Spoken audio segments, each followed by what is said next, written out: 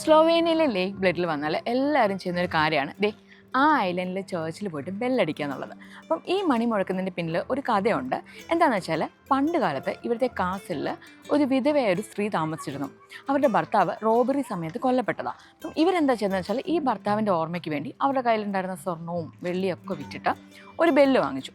ആ ബെല്ല് ഈ ഐലൻഡിലോട്ട് സ്ഥാപിക്കാൻ പോകുന്ന സമയത്ത് ഭയങ്കരമായിട്ട് കാറ്റടിക്കുകയും ഈ ബോട്ട് മുങ്ങിയിട്ട് ഈ ബെല്ല് വെള്ളത്തിനടിയിൽ പോവുകയും ചെയ്തു. അപ്പോൾ ഇപ്പോഴും ഇവർ പറയുന്നത് ക്ലിയർ നൈറ്റിൽ ഈ വെള്ളത്തിൽ നിന്ന് ബെല്ലിൻ്റെ സൗണ്ട് കേൾക്കാറുണ്ട് എന്നാണ് പറയുന്നത്. അപ്പം ഈ സ്ത്രീ ഇതിന് ശേഷം റോമിൽ പോയിട്ട് മഠത്തിൽ ചേരുക ചെയ്തത്. അങ്ങനെ അവരുടെ മരണത്തിന് ശേഷം പോപ്പ് അവിടെ നിന്നും ഒരു ബെല്ല് ഈ ചർച്ചിൽ സ്ഥാപിച്ചു. അന്നത്തെ അവരുടെ ആ ഒരു സ്നേഹത്തിൻ്റെ പ്രതീകമായിട്ടാണ് അത് ചെയ്തിരിക്കുന്നത്.